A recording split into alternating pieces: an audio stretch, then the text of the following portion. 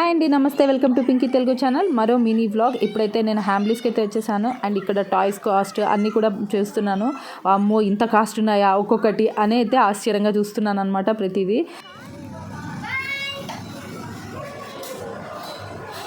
And ఇక్కడ kids play area ఉంది. అక్కడ వాళ్ళు 1 అవర్కి 600 రూపీస్ అయితే ఛార్జ్ చేస్తారు. అండ్ సాంగ్స్ అయితే మ్యాండేటరీ.